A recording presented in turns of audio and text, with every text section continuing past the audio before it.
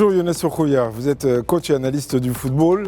Merci d'être présent ce matin dans la matinale de Médina TV, même si vous avez, comme nous tous, sans doute été à vous coucher très tard, parce que pour suivre cette rencontre, il fallait veiller un petit peu. Ce matin, c'est le coup de massue, déjà d'hier soir, hein, le coup de massue pour ces Lions de l'Atlas. Vous avez pensé quoi du match ?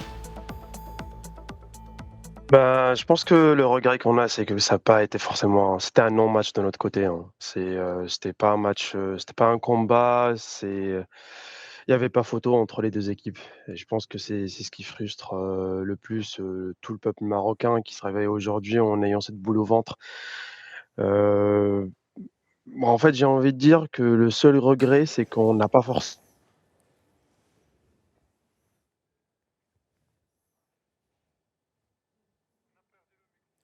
Alors on ne vous entend plus. Bizarrement, on ne vous entend plus. Mais on va essayer de rétablir la liaison. Vous m'entendez ? Vous m'entendez là ? Parce que moi, je ne vous entends pas. Alors, je ne sais pas si ce n'est pas la connexion Internet, peut-être, qui est un petit peu, ou en tout cas légèrement défaillante. Vous nous disiez qu'il il y a eu un non-match, malheureusement, disputé par l'équipe nationale de football, qui n'a malheureusement pas fait le poids face à cette équipe de France qui était un petit peu un rouleau compresseur. Quand même, il y a eu une forme de déception quand on a vu évoluer cette équipe nationale marocaine parce que, comme vous le disiez, on s'attendait à un combat, on s'attendait à ce que les Lions rugissent. Mais finalement, on ne les a pas vus. Le ressenti que j'ai à la fin de ce match, c'est que je me dis pour rivaliser avec cette équipe française, il fallait qu'on ait notre 11 de départ, voire nos meilleurs 11 en fait. C'est-à-dire que un Zelzouli, Saibari, Chaderiad, peut-être Aguerd devaient être présents. Il fallait sur ce point-là déjà de casting qu'on soit les meilleurs possibles. Deuxièmement, je pense que la fraîcheur physique a vraiment fait photo parce que je pense que le schéma tactique avec lequel on a commencé ce match, où il n'y avait pas forcément de point d'ancrage ou d'avant-centre, cherchait effectivement à donner un peu plus de liberté, comme ça les appels pourraient venir de n'importe quel joueur. Comme ça, les joueurs pourraient synchroniser leur appel, où il y en aura un qui prendra la profondeur, l'autre qui pourrait décrocher pour chercher un peu la solution au milieu. Mais quand on n'a pas forcément cette fraîcheur, on voyait que nos appels, ils étaient trop latents. Il y avait des retards sur ces appels-là. Il y avait des retards aussi sur les duels. On perdait facilement les duels. Koné a fait un gros match. Mais je pense que aussi, c'est parce que les Ainaoui, Khannous, Ounahi, ils avaient du mal à entrer dans ce genre de match. Après aussi, Mais alors, comment alors, bon, la fraîcheur physique, d'accord, mais bon, c'est pas pire que les autres équipes. Donc là, qu'est-ce qui s'est passé ? Est-ce que c'est un problème de préparation ? Parce que les 2 équipes comptaient autant de matchs l'une que l'autre. Alors bon, certes, il y a eu une prolongation, on est allé jusqu'au penalty, etc. Pour ce qui concerne l'équipe nationale, mais on parle de joueurs professionnels qui ont l'habitude d'avoir un calendrier, mais sur le terrain surtout, alors évidemment c'est facile de critiquer quand on regarde ça de l'autre côté de son écran de télévision. C'est facile mais on a quand même vu une certaine forme de nonchalance parfois. je pense que l'équipe de la France a accéléré. En fait, par rapport au match qu'ils ont eu auparavant, ils ont vraiment, moi, j'ai envie de dire, on passait à une vitesse supérieure, alors que nous, on n'était même pas capable de fournir en termes d'intensité, en termes d'agressivité, ce qu'on a pu faire contre le Pays-Bas, par exemple. Ouais. Et du coup, déjà, Mais alors pourquoi ? Est-ce que c'est parce que l'équipe marocaine a beaucoup voyagé, a fait beaucoup de kilomètres, donc c'était difficile de récupérer à chaque fois ? Ou alors est-ce que c'est parce que il y a dans la préparation physique, il y a eu une défaillance ? c'est très possible. Votre lecture, je pense elle est aussi vraie. Le fait que peut-être qu'il y a encore des pas qu'on devrait encore passer sur la partie de récupération et sur peut-être la cryothérapie encore davantage. Mais je pense que ce n'est pas. Je voulais quand même mentionner cette fraîcheur physique parce que je pense qu'elle impacte aussi la fraîcheur mentale. Je pense qu'en termes de pression, du moment où le match est devenu très compliqué, surtout nos meilleurs joueurs, les joueurs sur lesquels on pourrait éventuellement compter, je pense que ça a été un non-match pour eux. Je cite par les noms Diaz, par exemple, qui a fait un non-match, Khnous qui est passé à côté, Hakimi qui est passé à côté de ce match-là. Et je pense que voilà, c'est un cumul de plein de choses parce que pour qu'on réussisse, il y avait peut-être, si on rejouait ce match-là 100 fois, peut-être qu'il y avait une seule fois où on pourrait éventuellement rivaliser. Et pour qu'on le fasse, il fallait avoir tous les ingrédients. Comme je l'ai dit au début, peut-être avoir Saïbari qui n'est pas blessé, Chaderiet qui n'est pas blessé, voire même les joueurs qui ont été blessés avant la Coupe du Monde. Et en deuxième point, à ce moment-là, il fallait qu'on soit frais techniquement, frais physiquement et frais. On était free. Le jeu de mots, mais le mais, lapsus révélateur en plus. Younes Soukhouya, c'est quand même la deuxième fois. C'est-à-dire qu'en 2022, lorsque les Lions de l'Atlas sont arrivés jusqu'en demi-finale, certes c'était la demi-finale, pas le quart qu'on a connu hier, mais pareil, l'équipe était à bout de souffle, l'infirmerie était pleine à craquer. Qu'est-ce qui se passe chez les Marocains qui ne se passe pas ailleurs ?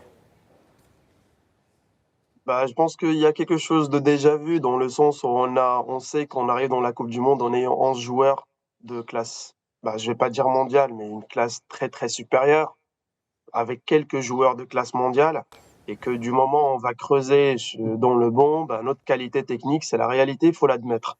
C'est que notre qualité, elle descend drastiquement.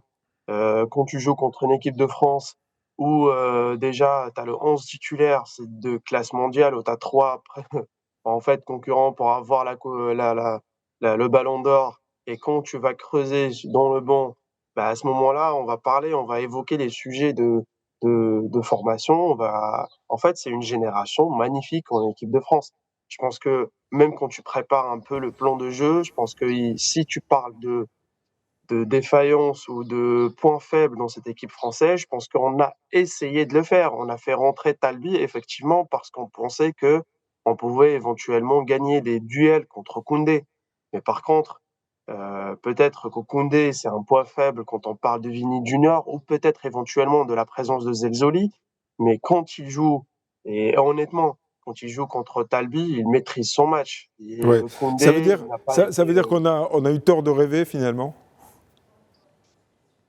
Non, non, non, je pense qu'il faut jamais ne pas rêver. Parce que c'est les rêves qui nous permettent d'arriver en quart de finale. Il faut peut-être juste essayer de trouver un peu le juste milieu. Il faut rêver, parce que c'est le rêve qui va alimenter tout ce qu'on pourrait faire dorénavant, tout le travail qu'on va fournir davantage, où on se dit de manière pragmatique, voilà nos lacunes, voilà sur quoi on pourrait éventuellement et on devrait travailler. C'est ce rêve-là, en fait, qui l'alimente.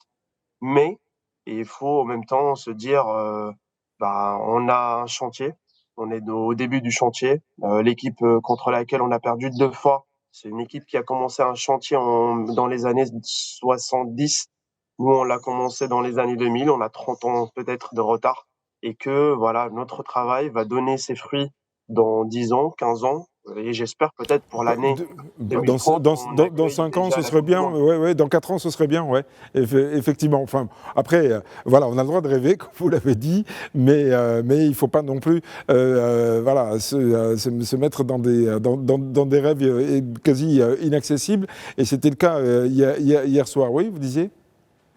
Et peut-être juste, j'ai envie de dire, le juste milieu, ne pas tomber aussi dans le piège d'être totalement négatif, et que si on fait un bilan, si on le fait que sur ce match-là, ça serait injuste envers ce groupe, envers cette génération. Et s'il y a un bilan à faire, il faut le faire sur les 6 matchs. Et là-dessus, ça devient un peu plus positif parce que Oui, non, sur mais ce bien entendu. match-là, Alors, moi, je me fais l'avocat du diable, pardon. Parce que, alors, moi, ce que je comprends. je suis un fervent supporter des Lions d'Atlas, je ne vous le cache pas, que ce soit dans la victoire ou dans la défaite, mais quand même, ça n'empêche pas de regarder les choses, il ne faut pas se cacher derrière son petit doigt, parce qu'on a vu plusieurs visages, finalement, de cette équipe. On a vu une équipe absolument flamboyante, première mi-temps du premier match contre le Brésil, et puis disparaître un petit peu en deuxième mi-temps. On a vu contre le Canada, contre Haïti une autre équipe, contre les Pays-Bas encore une autre. Bref, il y a combien d'équipes dans une seule? Ben, en fait, il y a une blague que je me faisais avec quelques journalistes. On disait au début que c'était Mohamed Flick, parce que on voyait que dans les idées de jeu, ça ressemblait un petit peu à ce qu'on voyait avec le coach de l'équipe de Barcelone. Sauf que, bah, je dis heureusement et malheureusement en même temps, parce que pour jouer à ce jeu-là, il faut être capable d'être prêt mentalement et physiquement au bout de chaque 3 journées. Et il faut compter sur son banc pour pouvoir tourner à la 50e, à la 60e minute et garder la même qualité. Je pense qu'on a commencé la Coupe du Monde, on l'a bien commencé, que ça soit contre les 3 premiers matchs. C'est peut-être que le visage, il était différent d'un match à un autre. Mais moi, la descente physique me fait peur. Le fait qu'on n'ait absolument pas de bon, c'est la raison pour laquelle je disais que le Maroc devait, en début de la compétition, aller s'arrêter en quart de finale. Voilà, j'essaie, moi, d'être l'avocat de cette équipe, mais je ne cache pas ma déception. Je l'ai dit, les cadres de cette équipe devaient faire beaucoup mieux, surtout sur ce match-là. Malheureusement, on reste déçu parce que on n'a même pas essayé. C'est ça le problème, c'est vous considérez qu'on n'a même pas essayé, parce que c'est vrai que le premier tir cadré qui intervient à la 82e ou 83e minute, c'est quand même étonnant pour une équipe qui est censée être offensive. Oui, tout à fait. Je pense que, comme je l'ai dit, le schéma ou le plan qui a été tracé n'a pas du tout fonctionné. Je pense que depuis le début de la Coupe du Monde, on essaye en fait de développer un système de jeu qui nous permet des fois de défendre bas, des fois de défendre haut. Quand on a essayé de défendre bas pendant ce match-là contre la France, on réussissait. C'est pour ça qu'on l'a fait sur la longueur quand même. Mais par contre, quand on pressait, on était loin. Et moi, la seule justification de ça, je pense pas que des joueurs, ça serait injuste de dire qu'en quart de finale, les joueurs n'ont pas envie. Moi, je suis contre ce discours-là. Je pense que voilà, il y a de la fatigue mentale et physique et que les joueurs n'étaient incapables de suivre cette équipe de France, comme j'ai dit, qui a un peu accéléré, elle est passée à une vitesse supérieure et nous, on n'a pas été capable d'arriver et de rivaliser sur le rythme. Ouais, Et vous du nous coup, dites quand que tu arrives à c'est déjà, pour vous, c'est déjà énorme d'avoir finalement tenu sans prendre de but pendant 60 minutes. C'était un exploit, c'était grâce à Bounou, il faut l'admettre. Ce match-là, avec le scénario qu'on a eu, on aurait pu le perdre avec un score qui est bien supérieur. L'idée, c'est que, voilà, faut faire un bilan, comme je l'ai dit, sur les 6 matchs, mais après, il y a un focus sur ce match précisément parce que ça a montré qu'on n'a pas pu faire un match contre cette équipe. Peut-être que les Paraguayens, eux, dans leur manière où ils avaient choisi de créer une bagarre dans ce match-là, ils ont pu rivaliser, même si eux aussi, ils n'étaient pas capables de créer des matchs. En fait, ils ont pas créé de situation, ils ont pas créé d'occasion. Genre, ils étaient pas forcément dangereux, mais au moins, je pense qu'ils ont pu neutraliser de manière un peu meilleure cette équipe française. Comme je l'ai dit, moi je pense que même comparer ce match-là qu'on a eu contre la France avec les autres matchs que la France a eu, c'est un peu injuste parce que je pense que l'équipe française a un peu accéléré. Elle est passée à une vitesse supérieure parce qu'elle a considéré que le match qu'elle a eu ou au moins l'adversaire qu'elle a eu était d'une qualité supérieure. Malheureusement, on n'a pas pu C'est tenir pas le cette visage promesse. qu'on a montré, malheureusement. Cela dit, avec tout ce que vous avez expliqué, on comprend que finalement, c'est pas l'enjeu qui a paralysé les joueurs, c'est plus la condition physique et mentale. Pour moi, c'est la lecture qui est la plus prépondérante. Je pense que si on parle d'envie, je pense qu'il y a pas photo. Les joueurs, ils ont toujours envie dans ce genre de match. Je pense que ce qui a manqué, c'est de la fraîcheur. C'est de la fraîcheur, c'est de la présence et c'est de la qualité technique. Parce que la qualité technique, on va pas la remplacer. Malheureusement, quand les 4 devant de la France sont vraiment engagés, ils mettent les courses nécessaires, la qualité technique, ça reste le nerf de guerre au foot. Et ils sont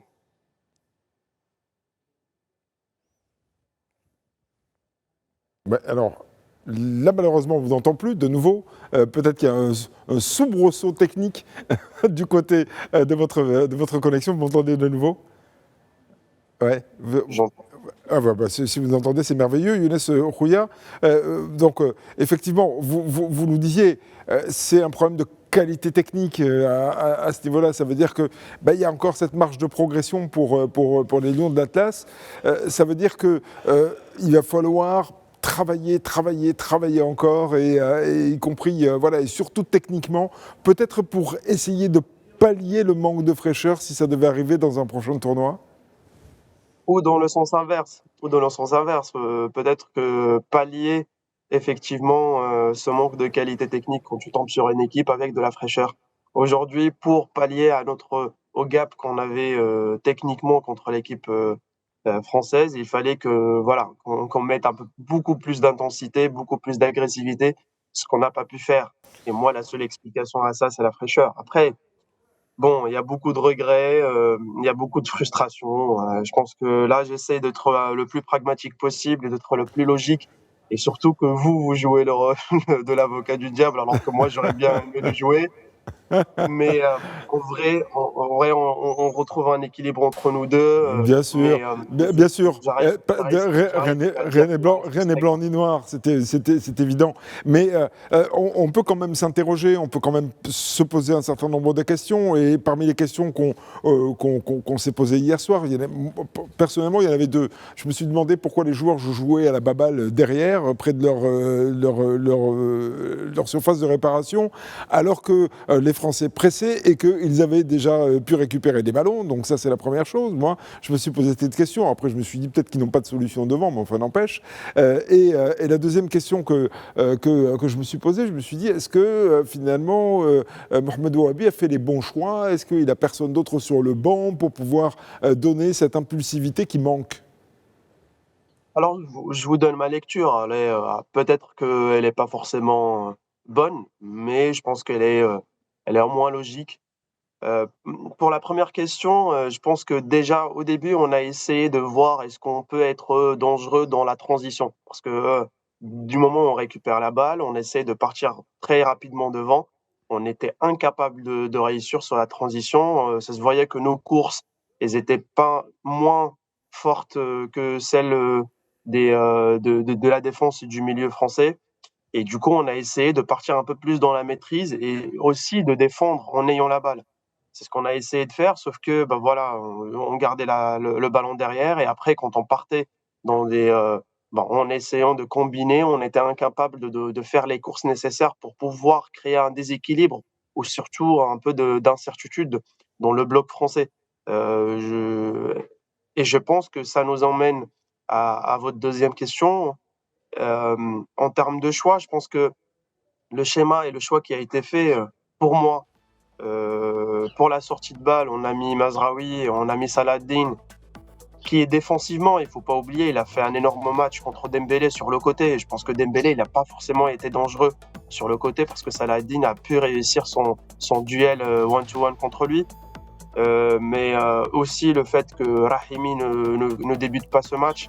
Mais honnêtement, je pense que c'était aussi un objectif de diminuer le déchet technique dans cette équipe, en ayant beaucoup de milieux qui sont joueurs, en ayant, comme j'ai dit, Mazraoui, Salahdine au milieu, pour avoir une meilleure qualité technique.